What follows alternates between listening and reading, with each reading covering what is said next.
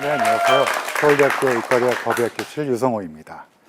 오늘 제가 여러분께 준비한 주제는 죽음을 목격한 자의 삶의 노래라고 지어봤습니다. 많은 분들이 물어보세요. 뭐 어떤 감정을 느끼냐고. 그래서 잠깐 제 감정을 말씀드리면, 우선 제가 처음 부검을 하면서 한 10년간은 죽음에 대해서 공포심이 있었습니다. 여러분도 죽음 어때요? 회피하고 싶은 단어죠. 얘기하고 싶지 않죠. 좀 재수가 안 좋을 것 같고 그냥 언급을 안 하는 단어가 죽음인데요. 근데 이거를 뭐 자주, 저는 사실은 부검만 한 게 아니라 뭐 의뢰도 많이 들어오고 제가 하는 일이 죽음과 관련된 일이기 때문에 죽음이라는 단어를 거의 매일 생각하고 매일 접하게 돼요. 그러다 보니까 어때요? 근데 무서워요. 공포를 많이 느꼈어요. 그리고 한 10년쯤 지나니까 어떤 생각이 드냐? 환멸을 느끼게 돼요. 뭐에 대해서 환멸을 느끼냐? 이 일을 하다 보면 돈 18,000원 뺐자고 아이 둘 딸린 엄마를 죽이는 나쁜 사람을 만날 때, 그리고 그 법정 증언을 하러 가서 뻔뻔하게 자기 죄를 뉘우치지 않는 그 범인을 볼 때, 왜 우리 그 나쁜 사람 볼 때 그런 인간이 이런가? 막 이런, 대부분 안 그렇지만 또 나쁜 사람 보면 환멸을 느낄 때도 있잖아요. 이거는 뭐 언론에도 나왔다는데 자신의 그 가족이 진 빚을 평생을 갚은 거야. 몇 년 막. 근데 쓸쓸하게 몇 달 뒤에 자신의 홀로 방에서 남자분이 쓸쓸하게 고독사한 거 보면, 야, 인생이 뭐냐? 좀 허망하다. 허망하다. 이런 생각을 많이 하게 됐어요. 근데 그러면 지금은 어떻게 생각하냐? 인생이란 허망하고 죽음이란 공포스러운 거냐? 그래서 저는 오랫동안 이 일을 하다 보니까 그래서 지금이 소중한 게 아닌가. 본능적으로 영원히 살 것처럼 행동하지만 또 본능적으로 알아요. 끝이 있다는 걸. 그래서 오늘 내가 움직이지 않으면, 또 오늘 여기 와서 강의를 듣지 않으면 또 이런 기회는 없고, 또 이 기간은 한정돼 있다는 걸 알기 때문에 여러분들이 소중하게 시간을 쓰고 계신 거잖아요. 역설적으로 죽음을 생각하다 보면 삶이란 게 얼마나 소중하다라는 걸 알게 돼요. 여러분께 조금 말씀드릴 게 하나 있는데, 제가 사실은 저희 서울대학교, 저는 이제 여기서 근무하지만 원래 본 캠퍼스는 관악 캠퍼스에 있잖아요. 그러다 보니까 거기에서 교양 수업을 하나 요청을 받았어요. 의과대학에서. 여러 의과대학 교수도 멀리 떨어져 있지만 교양 수업을 좀 해달라. 그래서 제가 이제 지나가다가 잡힌 거예요. 그 선배 교수님한테. 그래서 아니, 법의학 굉장히 재밌고 다 재밌다고 그래요. 법의학을 배우면 의사들 배운 사람들은 다 재밌다고 그러니까 네가 교양 수업을 하나 만드는 게 어떻겠냐. 그래서 제가 관악 캠퍼스에 죽음의 과학적 이해라는 이걸 만들겠다 시켰으니까 선배님이, 그래서 보냈더니 기초교육원에서 죽음자 넣지 마라. 20대 아이들한테, 19세, 20세 아이들한테 왜 죽음이란 말을 교양에서 가르치냐. 그래서 제가 어떻게 했을까요? 진짜 화가 났어요. 제가 제 직업을 하다 보니까 이게 사실 우리가 끝이 있다라는 거 아는 거, 그리고 그걸 아는 거가 또 우리의 삶에 얼마나 긍정적인 영향을 끼칠 수 있나 라고 생각했기 때문에 교양원에 제가 이메일로 여러 가지 근거를 들어서 보냈더니 기초교양원에서 처음엔 안 된다 그러다가 허락을 해줬어요. 그래서 그 수업이 어떻게 됐을까요? 지금 뭐 제 입으로 이런 얘기하기 좀 부끄럽지만 매진이라고 해야 되나요? 이렇게 빨리 끝나는 그런 강의가 됐어요. 그래서 아이들한테 이거 왜 듣니? 물어보면 죽음을 좀 공개적으로 얘기할 수 있고, 그다음에 삶이란 무엇이냐로 자연스럽게 본인들이 생각해 볼 수도 있고, 또 CSI 같은 것도 한번 들어보고 싶고, 뭐 여러 가지 이유 때문에 듣는다. 그래서 저는 긍정적인 역할이 분명히 있다는 생각이 들어서 조금 말씀을 드리고 싶은 게 있어요. 어떤 게 있냐? 많은 분들이 죽으면 어떻게 되느냐고 많이 물어보세요. 저한테. 제가 어떻게 알겠어요? 제가 만약에 죽은 다음에 어떻게 되는지 알면 어떻게 말씀드릴까요, 여러분한테? 사실 죽음 이후에 뭐가 있는지는 사실은 몰라요. 다만 이런 생각은 듭니다. 어떤 생각이 드냐? 여러분 혹시 톨스토이의 인생론이라는 책 읽어보셨어요? 거기에 보면 사실 우리가 이 우주와의 맺는 관계는 크게 세 가지로 나눌 수 있습니다. 첫 번째는 육체가 맺는 관계예요. 우리가 주변과 육체적으로 맺는 관계. 두 번째는 동물적인 본성으로 맺는 관계가 있습니다. 세 번째는 우리가 우리의 이성적인 사고로 주변과 맺는 관계가 있어요. 톨스토이는 참고로 기독교 신자입니다. 그래서 그런지 몰라도 저는 기독교 신자는 아니지만 종교는 없지만 상당히 그 톨스토이 말 중에서 인상 깊었던 거는 우리가 영원할 수 있다는 거, 영원이라는 거는 사실은 주변과 맺은 이성적 관계 중에 특히 사랑, 그걸로 맺어진 관계는 우주 속에서 소멸되지 않고 영원히 남는 관계라고 이야기를 해요. 저도 그래서 죽음 이후에 뭐가 있는지 저도 잘 모릅니다. 여러분도 아시는 분 계세요? 아마 종교를 믿는 분들은 본인들의 종교에 따라서 끝 이후에 뭐가 있다라고 믿는 거, 전 좋다고 생각해요. 다만 우리가 지금 이 세상에서 맺는 관계, 동물적으로 또는 뭐 육체적으로 이런 관계보다는 이성적으로 맺는 관계가 그리고 그 이성 중에서도 서로의 신뢰와 사랑으로 맺는 관계가 사실 소멸하지 않고 영원할 수 있는 그런 관계가 아닌가, 그게 영원성이 아닌가라는 생각을 합니다. 왜 이런 생각을 하냐면 여러분 혹시 애니메이션 코코라는 거 보신 적 있어요? 죽은 사람들의 이 사후의 세계는 나를 기억해주고 나를 사랑해주는 사람이 있는 동안은 영원하게 유지됩니다. 그래서 이런 것들, 그러니까 죽은 사람을 잊지 않고 내가 사랑했던 사람을 잊지 않고 또 내가 좋아했던 사람을 떠나보내면서도 그를 사랑하는 마음을 가지고 있다는 거, 이 가족 그리고 사랑하는 사람과의 관계, 이런 것들이 얼마나 소중한지를 알려주는 애니메이션이라서 저는 이게 톨스토이의 인생론에 나오는 우리가 영원성을 가질 수 있다는 거, 역설적으로 죽음을 다루는 의사인데 왜 영원성을 얘기하느냐? 죽음을 다루기 때문에 영원성이 있기를 꼭 기대하고요. 그렇다면 그거는 사랑, 주변과 맺는 이성적인 사랑의 관계뿐이 없지 않을까, 이런 생각이 들어서 여러분께 애니메이션 코코도 함께 추천을 드립니다. 혹시 안 보신 분이 있으시면 아마 마음속으로 떠나보낸 나의 사랑했던 분들, 그리고 내가 지금 사랑하는 사람들과의 관계가 어떻게 유지돼야 될까, 이런 것들도 생각해 볼 수 있을 거라 생각합니다. 제가 부검을 하면서 말씀드렸다시피 궁극적으로는 삶이 얼마나 소중한 건가, 허무함이나 공포감을 극복할 수 있는 것은 삶의 소중함이라고 말씀을 드렸는데요. 거기에는 몇 가지 케이스를 조금 만나면서 들었던 점들이 있습니다. 우선 제가 가장 충격을 받았던 거는 한 10몇 년 전에, 10년이 넘었네요. 벌써 14년 전에 제가 이제 미국을 좀 장기간에 공부를 하느라고 한 미국에 몇 년 있다가 돌아온 적이 있었습니다. 그때 제가 오랜만에 돌아오니까 제 고등학교 때 저랑 가장 친했던 친구가, 사실은 공부를 잘하는 친구도 아니고 운동을 잘하는 친구도 아니지만 왜 그런 친구 있잖아요. 항상 옆에 있으면 든든한 친구, 내 친구, 그런 친구였어요. 근데 그 친구가 제가 왔는 걸 귀신같이 알아서 전화를 걸어서 오늘 너무 반갑다, 오랜만에 못 봤으니까 오늘 나랑 함께 음주를 하자, 맛있는 식사를 하고, 이렇게 전화가 온 거예요. 근데 제가 그때 그 시차 적응이, 오랫동안 미국에 살다가 오니까 시차 적응이 안 돼서 좀 너무 피곤해서 오늘 말고 일주일 뒤에 우린 새털 같은 시간이 많지 않니? 일주일 뒤에 우리 만나자, 이렇게 얘기했어요. 근데 그날 그 친구가 다른 비즈니스 모임에 술을 먹고 아마 사망했어요. 그래서 다음날 제가 가보니까 부검 리스트에 제 친구 이름이 있는 거예요. 제가 하지는 못했어요. 당연히 못하죠. 할 수는 없었어요. 근데 그때 너무나 큰 죄책감이 들었어요. 어떤 죄책감이 들었냐? 저는 술을 잘 못 마셔요. 그래서 저랑 술 먹으면 친구들이 많이 못 먹어요. 같이 챙겨주고 좀. 그러니까 내가 그때 같이 이걸 했었으면 혹시나 이 아이의 운명에 이 철로가 좀 바뀌지 않았을까, 오랫동안 그런 죄책감이 들었는데 그 다음에 드는 생각은, 그래 내가 내 친구 장가도 안 갔었어요. 그 친구는 그때. 그래서 이 친구 목까지 살자라는 생각도 했었고, 또 드는 생각은 내가 사랑하는 사람이랑 소중한 사람들이랑 또는 나한테 주어진 어떤 기회, 또 어떤 제안이 왔을 때 내가 소중하다고 생각하면 이거를 내가 피곤하거나 또는 오늘 좀 귀찮거나 이래서, 왜 우리 그럴 때 있잖아요.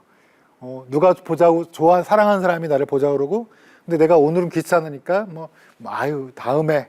근데 우리가 다음이 있을지 없을지는 뭐 있겠죠. 항상 있지만 항상 그런 건 아니라는 거. 다음이 꼭 있지는 않다라는 거를 그때 좀 느끼게 된 것 같아요.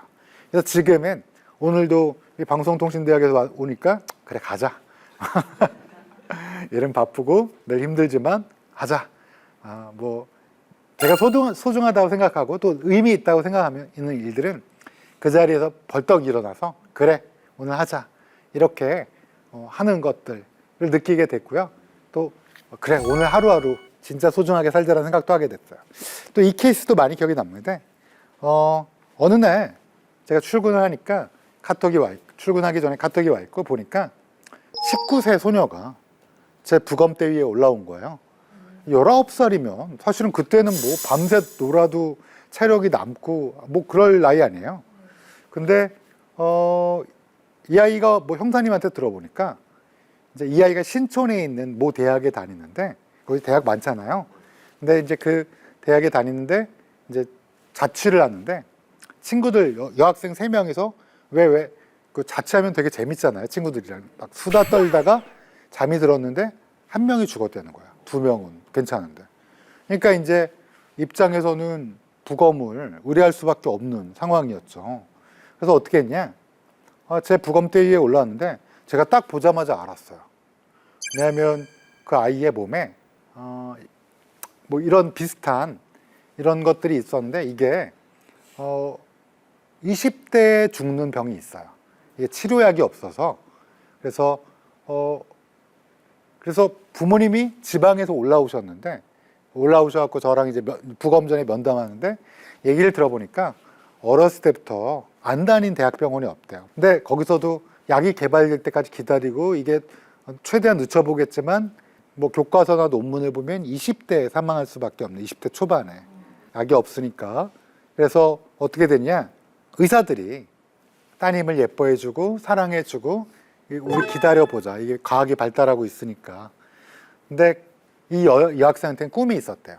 꿈이 뭐냐면 신촌에 있는 Y대학교를 가는 게 꿈이었대요. 아시죠 그 대학교. 근데 그 대학을 가려면 그 지역에서 몇 년에 한 번씩 갈 정도 막 어마어마하게 막 정말 잘해야지 그러니까 거의 가기가 힘든 대학이었던 거예요.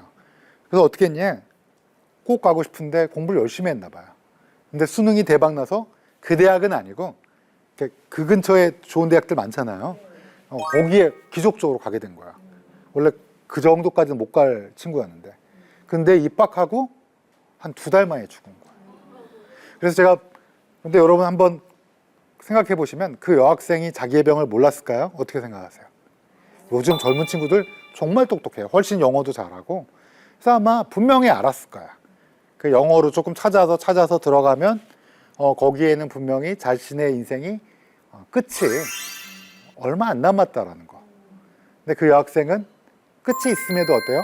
끝까지 본인이 왜 우리 어렸을 때 꿈은 대학 들어가서 뭐 잔디밭에서 뭐 그런 꿈이 있잖아요. 뭐 이렇게 남학생 여학생 서로 막 이런 꿈도 있고 그래도 여기 끝까지 이 여학생은 아마 후회하지 않지 않았을까? 근데 제가 부검을 하면서 또 놀랐는데 뇌혈관이 마치 8, 90대 노인분들 중에서도 담배 피고 막 관리 안 된 분들 있죠. 그 정도로 많이 막혀 있는 거예요, 혈관이. 보통은 그렇게 막혀 있지 않거든요. 근데 여러분, 뇌혈관이 그렇게 막혀 있으면 공부를 어떻게 했을까? 아마 이 여학생은 정말 필사적으로 내가 이 마지막을, 내가 꼭 나의 마지막을 보내고 싶은 어떤 그런 마음이 있어서 끝까지 최선을 다한 게 아닐까? 이런 생각이 들어서 이 친구는 끝이 분명히 알았어요. 분명히 조만간이라는 거. 근데도 자신의 채찍질하고 최선을 다해 살았구나 라는 생각을 해갖고 그 얘기를 부모님께 해주고 부모님도 알고 있었을 거야 아마 얼마나 힘들었는지를. 그럼에도 불구하고 그래서 따님이 그래도 행복하셨을 것 같다 라는 얘기는 차마 못 들었지만 아마 부모님들도 그렇게 생각을 했을 거다라는 생각이 들었어요. 그래서 저는 항상 이런 생각을 합니다. 어떤 생각을 하냐, 우리가 어떤 죽음을 맞이할 것인가 이런 생각을 많이 해요. 그래서 사실은 많은 분들이 escape acceptance라고 해서 고통스러운 삶의 탈출로서의 죽음을 기다리는 경우도 상당히 많습니다. 우리나라 같은 경우는. 왜 그러냐, 우리나라는 기대 수명이 100세는 사실 거짓말이에요. 이게 100세는 약간 뭐라 그럴까? 우리의 희망이고, 진짜는 여성은 지금 추세로 봤을 때는 92, 3세가 맥시멈일 거야. 기대 여명이. 남성은 한 5, 6년 짧으니까 80대 중후반. 그러면 하나도 안 아프고 우리의 꿈은 뭐예요? 93세 때 걸어 다녀야 돼요. 걸어 다니고 잘. 그다음에 증손자한테, 증손녀한테 아이고 귀여워한다며 우리 용돈도 좀 주어줄 수 있으면 좋고, 그다음에 배우자가 살아있고 배우자한테 내가 며칠 전부터 몸이 안 좋은데 오늘 일찍 잘게 하고 자리에 누웠는데 남자분 같은 경우는 내가 와인 한 잔 마시고 자면 나을 거야 딱 마시고, 여성분들 같은 경우는 호박죽이나 좀 먹고 이렇게 맛있는 거 좀 먹고 누웠는데 다음날 그냥 스르르 평화로운, 이게 꿈인데 이게 사실은 어려워요. 되게 어려워요. 그래서 많은 분들이 사망 원인 1위가 우리나라가 놀랍게 암이잖아요. 여자 사망 원인 5위가 혹시 뭔지 아세요? 치매예요. 네. 그래서 2위는 심장질환, 3위는 폐렴, 4위는 뇌혈관 질환. 그러니까 코로나 빼고 얘기하는 겁니다. 코로나는 일시적인 거니까.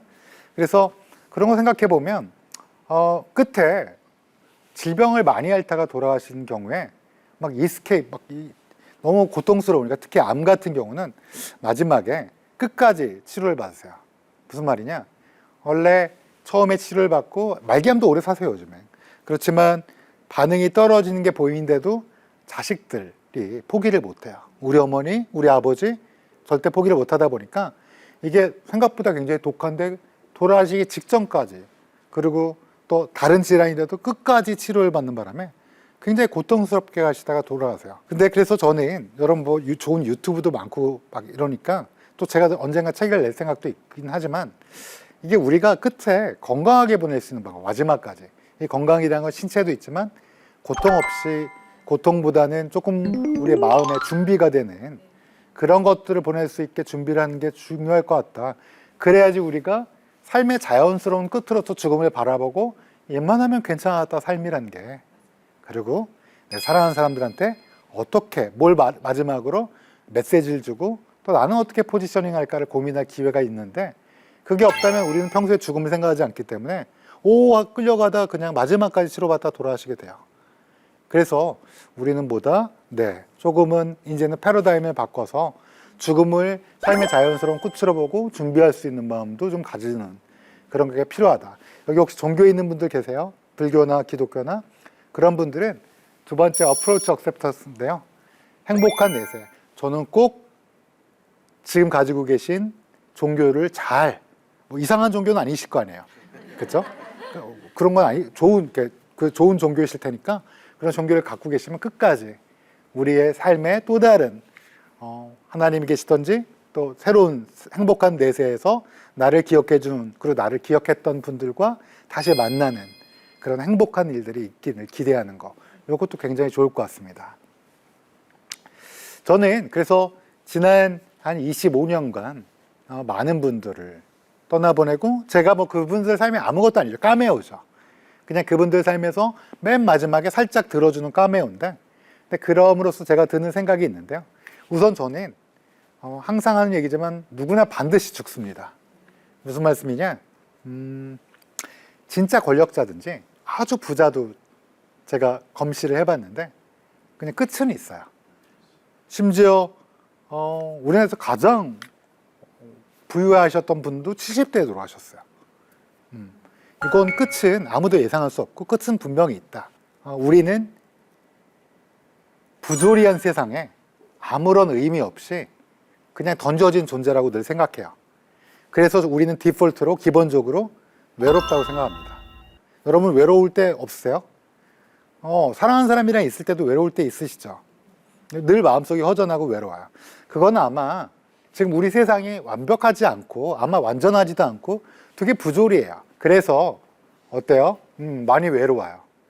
그렇기 때문에 어떤 생각할 수 있냐? 이분도 외로우시고 이분도 외롭고 이분도 외롭고 저도 외로워요. 그러면 외로운 사람끼리 있다면 우리 가족, 내 직장 동료, 내가 아는 사람들한테는 그 사람도 외로울 테니까 손 한 번 정도 잡아주는 거, 그리고 따뜻한 미소로 안아줄 수 있는 정도는 해줄 수 있지 않느냐, 이런 생각을 해요. 그리고 저는 늘 얘기합니다. 과거는 지나갔기 때문에 왜냐하면 여러분 아인슈타인의 상대성 원리 배우셨는데 다 모르실 거야. 다 분명히 배웠어요. 못 돌아갑니다. 재벌집 막내 아들은 거짓말이에요. 돌아갈 수 없어요. 그렇기 때문에 결론은 뭐다? 네, 돌아갈 수 없는 과거에 집착해서 인생은 의미를 찾아서 뚜벅뚜벅 걷는 건데요. 근데 의미를 못 찾을 것 같아요. 제 생각엔. 의미 혹시 찾으신 분 계세요? 삶의 의미를?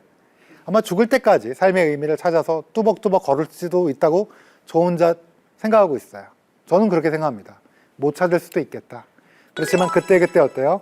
즐거움이 있고 가끔 걷다가 잠깐 예쁜 꽃도 보고 또 외로워하는 제 아내 또 내 아이들을 따뜻이 안아줄 수도 있고 그러면 살짝 오르막길을 올라가는 것도 나쁘지 않겠다.